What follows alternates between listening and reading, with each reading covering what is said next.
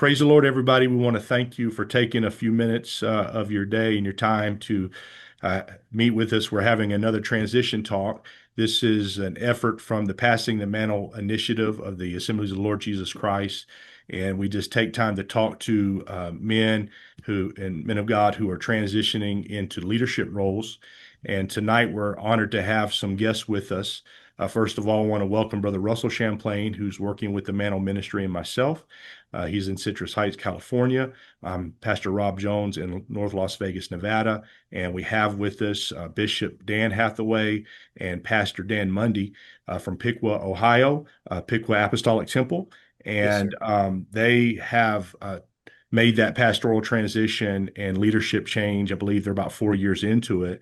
And so I feel like having a conversation with them would help glean some pertinent information that will be helpful to those in the future who might be also as a lead pastor or a head pastor looking to bring someone in and look at someone that's looking to connect with a pastor who's in that season of transition as well. So that being said, welcome and thank you, Bishop Hathaway and Pastor Mundy, for taking some time out of your busy schedules.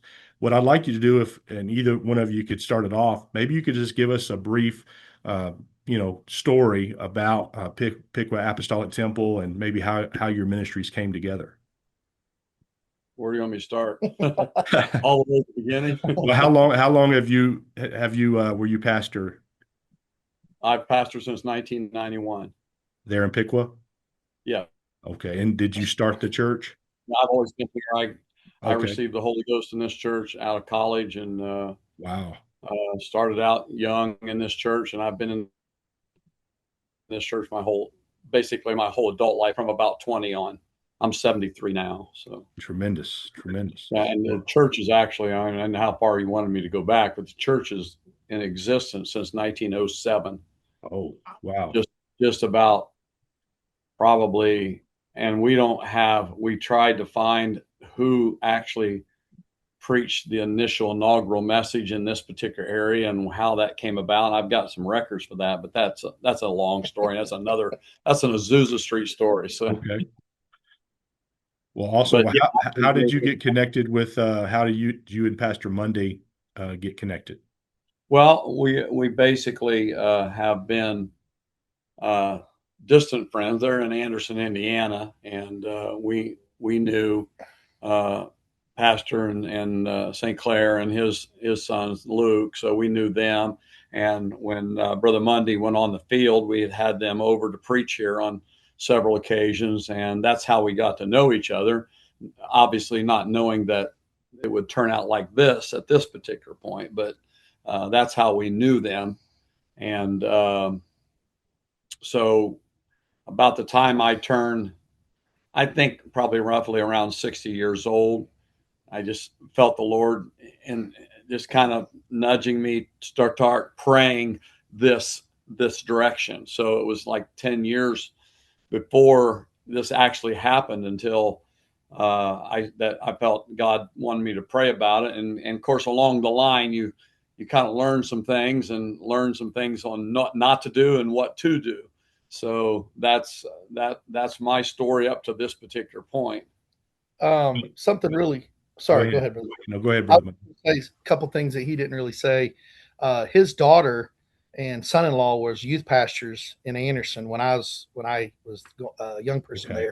there. Actually, they were and helped do our wedding, and so we're only an hour and a half from Anderson here, and so we used to come over all the time. They'd bring us over here for different events, and we kind of built. I knew who he was, and then, like I said, when I started evangelizing, I come here and preached a lot. But we were just talking. This is really cool. So, 1991, Brother Hathaway is voted in, and R.B. Bingham preaches his installation service. Wow. About the same time, I started attending First Pentecostal Church in Anderson, and really, really connecting with that church.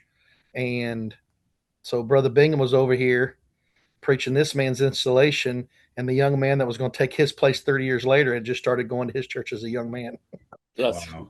Pretty that's wild. strange. That's awesome how that works and the connections. Yes. They go back. You can see God, putting these things together even Yes. before we knew what was going on. Yes. You don't Bishop know about Hathaway, you mentioned about that 10 years back you started kind of yeah. uh, having thoughts and feeling like you needed to move in that direction, which is tremendous because unfortunately, most are not thinking that forward. And that kind of Yeah. leads into one of the questions is how early do you think a pastor should be planning for a pastoral leadership change? Well, I think that everybody's different on how they approach that. I don't think uh, you want to feel like uh, May 1st you're going to turn this over to somebody and do it by June 1st. So Right. I just think for us it's been a process, and I just didn't want things to go awry in the relationship between us.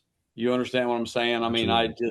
and so we made some decisions. Me and my wife made some decisions, and my wife has been very heavily influential with me, obviously, and kind of behind the scenes. But she's been in it her whole life. So her mother was in it, and so that goes back several generations for her. I'm just a I'm just a crass kid out of college, just a real good sinner at that time. So, but we started making plans around 60, and we made some decisions financially on how the church would help us do this and do this, and I would do some on my own as well to kind of bolster the retirement end of it, because I think that what I've seen is sometimes the issues between in the transition have to do with finances more than anything else, I think. Yeah. So we made those decisions long time ago. We took out a Roth IRA, and it has worked blessings. And we have a apostolic young man that goes to church down in Dayton, Mark Kugler Jr., and he handles all of that stuff for us. And he's just been an absolute blessing to us on getting us started in that area of financial stability after the fact. Yeah, that's some invaluable information there because I think that the finances, obviously, that's one of the questions, but it's a huge aspect because you have a man, you have a wife, their ministry, whether they plant the church or they're there. I know my father-in-law pastored for 30 years, same place before he retired, but they invest themselves so heavily, and that investment. It's rooted in every aspect, and finances is one of that, and it is a huge thing when it's time to pass the mantle on to maybe a younger generation, how you're going to manage those finances. And with that, what did that look like as far as Pastor Mundy coming in? I'm assuming he came in possibly as the assistant pastor until such time that, or I don't know exactly how you guys worked it, but was there? We didn't really do it that way. I Okay, mean, he came in, he was preaching for us, but there was no assistant about it. I had a couple young men here that were kind of associates with helping me, and so when he came, when I figured that this was the way this was going to work, and then obviously there's some things that Brother Mundy can tell you that he felt on his side of it, how this all kind of fell together. Uh, we started talking. Of course, as a pastor, I'm talking to some of the men in our deacons, our elders, our trustees, just kind of casually over the years, just talking with them how this is going to, what's their perspective, and of course there's some young men that wanted, I would assume, probably wanted the pastorship, but sure. they didn't really say a whole lot. You know what I'm saying? We just, as far as I'm concerned, I just wanted what God wanted. Amen. That's nothing more, nothing less. And so when we turned it over, it was a pretty quick turnover as far as I mean, I wasn't going anywhere. I mean, there was too many people here that's been with me for 30 years. They're not gonna do that. They don't do change very well. I don't think Right. saints do. Most people Uh, don't. and sometimes neither do pastors do. No, we don't. very well either. But we wanted to be more than anything smooth, respectful, and honored. I think one thing too that I could add there, Brother Jones, Yes, sir. is when we had the conversation about us coming, Brother Hathaway told me that he basically wanted to get to 70.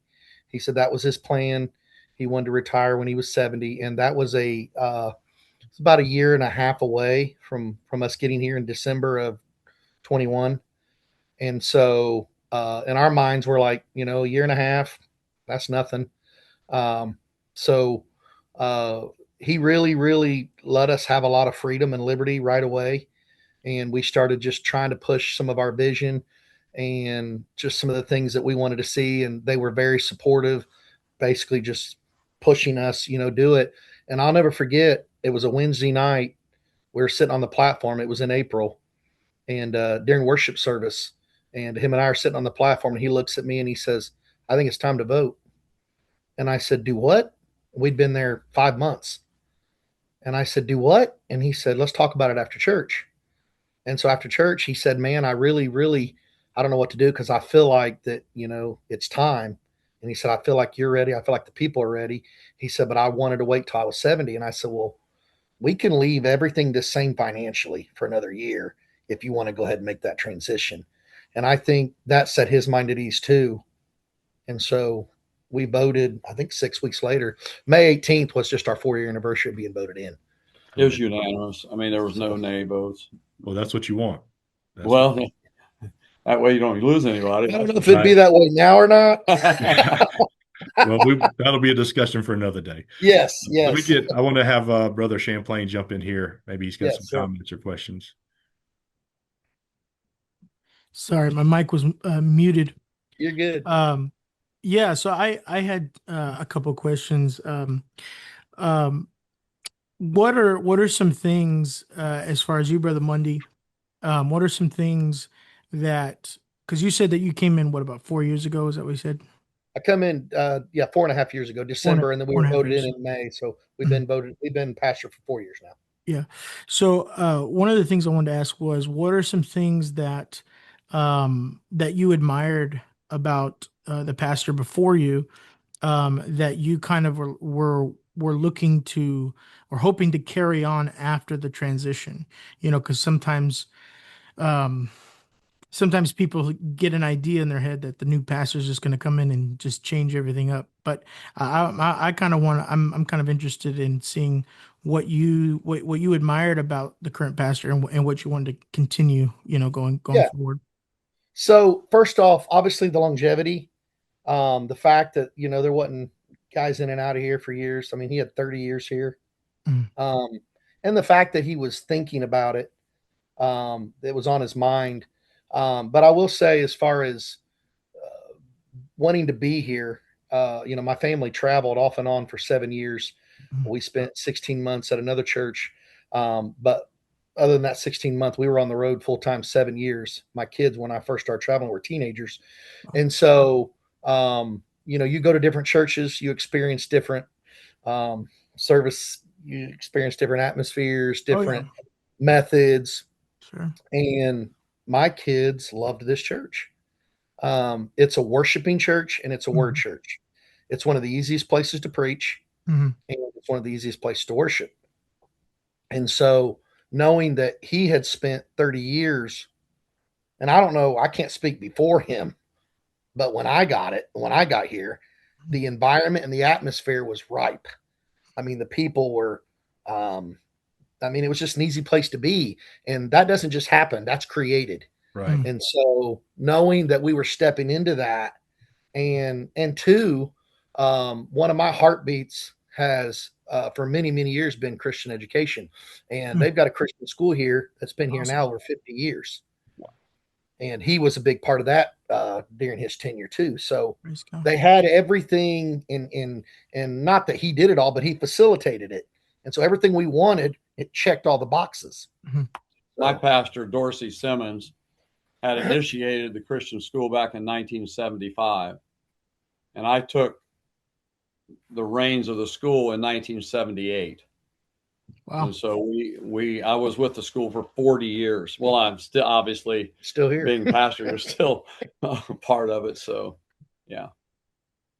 So I mean, I think that answers the question there. That we Yeah. just he did everything that we wanted. He provided and facilitated, and so it was easy for us just to step in. And I tell people all over the country, I'm reaping from vineyards I did not plant. Mhm. And it's a blessing. Amen. As well as me, I reaped vineyards that I did not plant. Well, as far as your leadership styles, do they coalesce? Are they similar? Are they different? Because I've seen sometimes maybe have different ways of dealing with conflict or how you deal with situations that may arise in the church. Have you found that your leadership styles are similar or are vastly different? I'll say this and then I'll let him speak. I think that we think a lot alike. He's probably a little bit more laid back. I'm a little bit more aggressive. But we think, like, I'll ask him and he'll say that's exactly what I would do. So I'll let him kind of answer if he Yeah, wants me I to. mean, I think I'm laid back because after 30 years, something's got to mellow you. Trust me.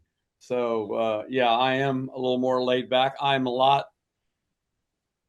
I would say that I'm kind of on a non-confrontational level. You understand what I'm saying? Yes, sir. I will give things a little bit more time to run its course or not run it until I have to actually make a decision on something, or else confront an issue or a situation. And we've had to do that on a few occasions. But I think that that's probably true. I think he has, from my point of view, after watching him, he has better uh, counseling skills than what I would have. But there again, he's been to college for that, and there's some things that he knows, and so I had to learn it. My counseling came from Paul Mooney. The theory that he had was is that you bring people in and you set them down and ask them to tell you the story and what's going on, and you sit there real quietly and you listen, and then when they get to the end, and then you ask the question, okay, to the people who are having a problem. Now, how do you think you should solve this problem? What do you think you should do? Basically, people know what they need to do. I like it. They just need to come to the conclusion that from their point of view, they have to say it. Because if I have to say it, then it creates more conflict. So he had taught one time and I was listening to him and he said, and then he said, all I have to do is turn around and says, now you've already said what you need to do. If you'll just go do that, then everything will work out for you. But Makes sense obviously, to me. I like it. Well, so and yeah, I didn't mean to take away from Brother Champlain. Did you have another question, brother? yeah, I think he did. Uh, no, I think We're kind of answering some of these questions just in yeah, the Yes. conversation. I'm So kind it's of good. looking at my list here and seeing what we haven't touched on yet. Maybe I'll ask this one, and I guess this one's for both of you guys.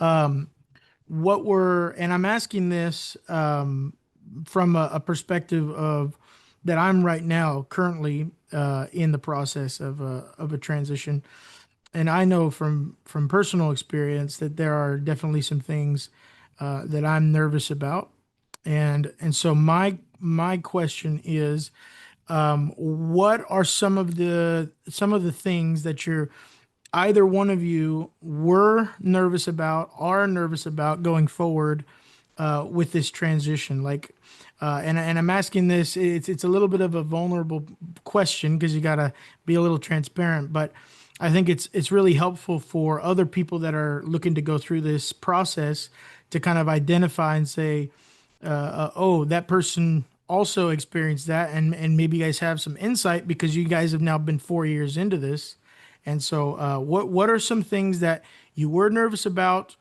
maybe are nervous about currently, and then maybe some of the things that were kind of solutions to those nerves, or if they were even valid in the first place. Go ahead, both of you guys.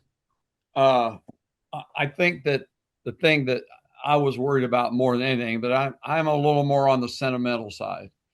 So I'm more probably emotional, laid back, but yet emotional. So I was a little concerned about how the people would respond to Brother Mundy, because he's a little more aggressive, So uh, in some respects, he's always allowed me and allowed our people to call me pastor, because it's just normal. I mean, I know that will end at some particular point. I'm not really worried about that, but I think it's a matter of just being easy with it and not overreacting to everything that may look like something that's confrontational with other people, and especially people that may not want you there, or may say, well, they have questions about it, or it's gonna take you time. It took me time for me to settle in back in the early 90s, coming off the other pastor. So, and I think the same thing is true with Brother Mundy. So I think the emotional part of it between me and the people, and of course the relationship with the people, and the influential uncertainties about it. I think from an emotional point on my end of it, I was worried about cutting ties, because you do something for 30 years. You just don't cut that off. You know what I'm saying? Absolutely. It just doesn't happen. It doesn't happen overnight. It will take you, and if you're going through that, or somebody else is going through that, depending on whether they're going to stay. Yeah, I think it's been much easier for us, because this has been my home church ever since I got the Holy Ghost right out of college. So, and my wife, like I said before, she's already been in this church for a long time. So she was already here. Everybody knew her. She was laid back like I am. I mean, you can't, I don't, anybody ever say anything about my wife, Ruth, that she's never as aggressive. You know what I'm saying? So there's nothing they can say, because there ain't nothing to say. So it's been easier for having her on, in the process as well. If you don't have her in the process, and you're going to have more problems, I think. So I think that just him being aggressive, I just told him one day, I said, if you're going to move the piano to the other side of the church, just move it an inch a day. You just can't do it all at one time, because you do it all at one time, then you're going to be in trouble, because then people are going to see that, especially right out of the chute. Don't do anything right away. Just come in and preach like you're the evangelist. That's the best thing you can do. And just let people settle into it. It's a lot easier to deal with people when they're settling into the issue, rather than coming up against it. Oh, well, look at what he's doing. He's doing this already, or he's changing the carpet, or he's changing the color of the city. So we didn't change hardly anything at first. And I told him, I said, that's the best approach, because that's what I was taught when I was younger. I think for me, the biggest fear was dropping the ball, with what he had. I wasn't, I didn't come in and pastor at 21, 22, 23 years old thinking I had it all together. I was over 40 years old. But I just, you come into a place like this, a storied, historic church, been here for over 100 years, Christian school, we have a daycare, and it's just like you come into that, and preschool, you don't want to drop the ball. Like, I'm responsible for all this now, and just trying to honor the past while also pushing our vision for what we felt where God was leading. And I feel like, I know somebody told me it takes 5 years for the church to basically mesh with the new pastor, and we're 4 years in, and we still fight some battles, and the people have been great. I mean, we do, and I don't know if this is one of the questions, but I want to make sure this one on record. Go ahead. I take every chance I can to honor this man publicly. And behind the scenes, I'm supporting him 100%, no matter what. Even though I disagree with him on the color of the carpet in the hallway, which is irrelevant, actually. My wife says, "What do you care? You don't care what I paint the rooms in our home." And she's right. Yeah, I think that's probably the only thing we've really disagreed about is the decor. Well, that's good. I mean, it's And just you different. know what? Now I don't disagree. I just tell him whatever you want to do, make sure you can pay for it. That's what he There said. you go. There you go. That's some wisdom. That's those are good answers. And I love the conversation. It's organically kind of just Yeah, bringing out things that we wanted to talk about already. So, yeah, and it's really pointing a direction for when people are looking to make leadership changes. I actually, Bishop Hathaway, I use that same illustration that if you're going to move the piano, move it an inch at a time. It Yeah. might take you a year to get to the other side of the platform, but then by the time it gets there, everybody's going to be happy with it I because would suggest in some cases an inch a month. yeah. I tell you what, that is the truth. That is the So we truth. did make some changes on the pulpit, and they were good changes, things that are more evangelistic.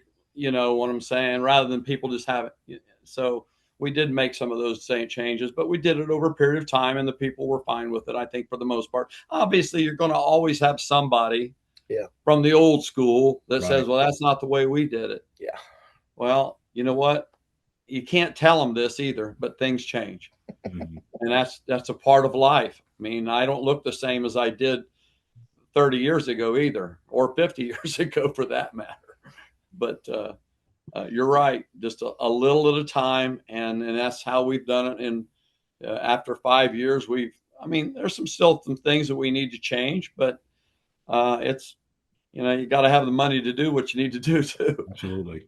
Well, what I'm hearing just from the conversation is that I'm picking up that you brethren have really good communication, and I think that's key. Anytime you're making a leadership change, is that the leaders in question that they do communicate, that they're transparent, that they have frank and honest, open conversations, sometimes about difficult subjects, knowing that it's not we got to put our ego aside and just be like, look, this is for the body, this is for the betterment of the church, and I'm picking that up from Oh hearing yeah. the conversation from each of you, and I think that's so important. Bishop, you had mentioned about your wife, and one of the things I want to talk about, if we could bring them into the Sure. discussion, what role did your wives play in this transition? What were their feelings? What were they? Can you reflect on, you know, was there any discussions between, Bishop, your wife, and Pastor Mundy, your wife, them together? Maybe you could just speak to that. Yeah, I mean, when we got here, Sister Hathaway, when he described her earlier, he nailed it. I mean, a very, very classy, down to earth, easy going. Just if she didn't like something, you'd never know it. She's been so supportive. Uh, Whenever we honor her, she always throws it back and honors my wife. So she's very, very much in support and shows that they've just both been so very supportive. Wonderful. She tells me things that she wouldn't tell anybody else, obviously. But her wisdom is just beyond years. I don't want to make her sound like some superwoman or something like that, because she, like Brother Mundy said, she is down to earth. But there's not a person that don't like her.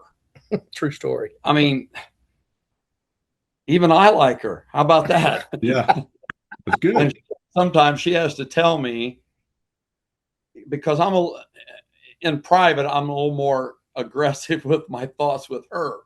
But then she calms me down and tries to get me to see it from a more logical point of view.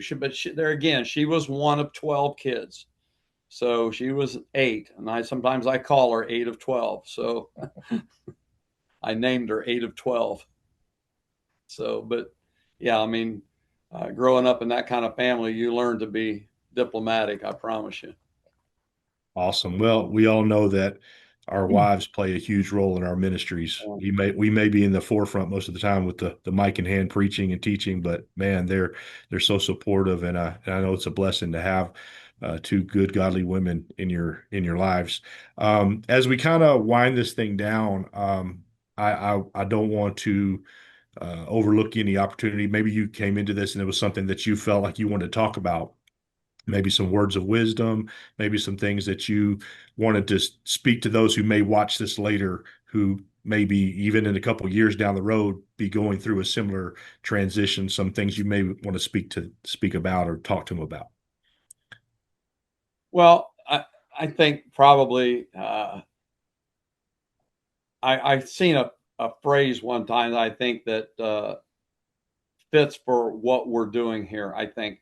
And transitions are easier when people remember that God changes seasons, but never changes his faithfulness.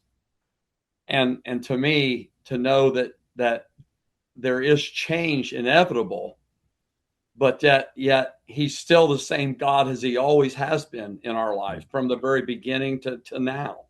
So I think that part of it, and the fact that unity is probably more important than preference during a season of change. Love that. Wow.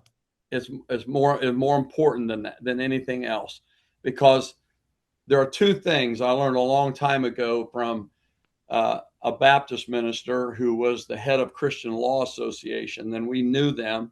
His name was David Gibbs Jr. I don't know if you've ever heard of him, but he represented Christian schools and churches. And we have their Christian Law Association right now as a retainer for our church because of our preschool and our school and the church. So we have them on retainer. But he was very, very adamant about the fact that there are some things in life that are preference, and there are some things that are convictions.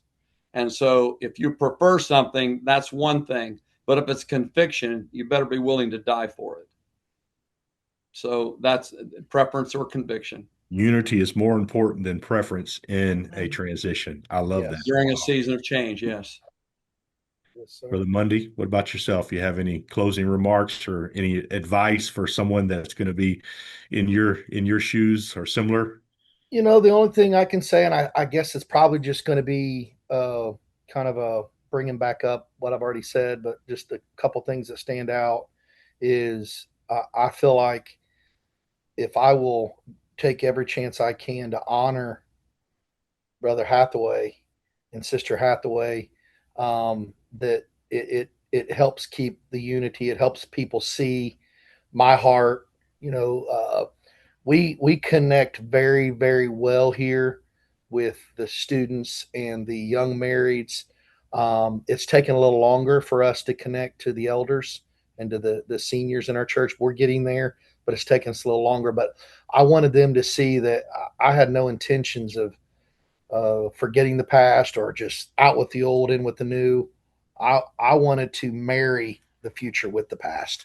Love And it. so I think doing that, and if I could just speak a call back to something we said earlier to someone that is at, where Bishop was at, in the preparation that he made, not just for me to come in, but financially, to not put a burden on us to have to support us and them is huge. I mean, he did everything to make sure that he was prepared in all aspects of this transition. And I never wanted to push him. But that night that he said that to me, let's vote, I was like, it caught me so off guard. And I said, Bishop, I'm not trying to. He said, you're not doing anything wrong. You're doing what you're supposed to be doing. So I think if I could talk to the old man that's in that position, prepare, prepare, prepare. And if I could talk to the young man, always honor. And you brought it up a minute ago. I called him just this last week. My wife and I came up with an initiative we want to do for the summer in July, our Wednesday night midweek, and we come up with some ideas. And I said, I'm gonna call Bishop, just see what he thinks, and just to get his opinion. And I think that's maintained and kept us at that unity that we needed to be at. Sometimes he's so on the go so much, sometimes I can't catch up with him. But other than that, Yeah, he's on the go. He's got a lot going on. he does. I told him on the way, he just got back from preaching down in Tip City, and I went with him, and coming back, and he's thinking, okay, we got to go through the car wash. We got to stop and get a bundt cake, and we got to get a Coke in a bottle. And I'm thinking, slow down. My wife's been trying to get me to slow down ever since I don't call it retirement. I just call it reassignment. There you go. it's a transition, but it's a reassignment. Matter of fact, for the last 2 years, Yeah. I got reassigned over in Covington at a denominational church. So I went over there and helped them out for 2 years, preaching the truth to them. Wow. A non-denominational church. Praise God. I pastored them for 2 years. Baptized about 15. Yeah, about 15 people. Man, wonderful. And hey, you're able to do that in this season. You know, Yes. it Reassignment. gives you the liberty to, you Right. don't stop ministering. You're not retiring from the calling. You're just going into a new season. Well, it worked out. Well, I can actually on Sunday mornings preach over there and come over here and still be in service for us over here too. So that's worked out. Wonderful. Well, Brother Champlain, do you have anything else you'd like to add before we bring this to a close? I'd just like to say it's been an honor to meet with you guys like this. Yes, sir. It's always awesome to connect with brothers in the faith. I know we're several thousand miles apart, but it's been a true pleasure and honor. And I just want to say thank you to both of you guys for coming on and giving us your insights and your wisdom. And I'm sure a lot of people out there are going to be blessed by hearing a lot of what your answers and your advice and things like that. I know I've been blessed, and it's helped me. So I just want to say thank you so much for coming on, and I just love your guys' spirit and your dynamic between each other, and it's just awesome. So I'm just so glad that you guys came on, and I just want to say thank you for having us. We Yeah, appreciate and it. best of luck to you. Yes, Yeah. absolutely. Thank you. Yeah, they got a Luck good don't thing play a going. part in it. Yeah, I guess it's not luck. Blessings. Well, thank you everyone for taking time out of your busy schedules. I know it's late there on the East Coast. Yes, sir. Taking time to do this. I know it's going to be helpful to those that may watch this in the future. And I'm already brainstorming. I think we may have to get with Bishop Hathaway there and maybe do a session just about financial preparation. And I think that is so needful and often overlooked or put off until you feel like there's no way that you can deal with it. So a lot of wisdom here tonight. Thank you, men. Thank And you. we're praying that the Lord Thank you continue to so bless much. the church there and bless your ministries. Yes, sir. And we hope to see you guys at GMC in a few weeks. Yes, It's our sir. privilege. Thank you, sir. All God right. bless. God bless you. God bless you so much. Y'all have a great night.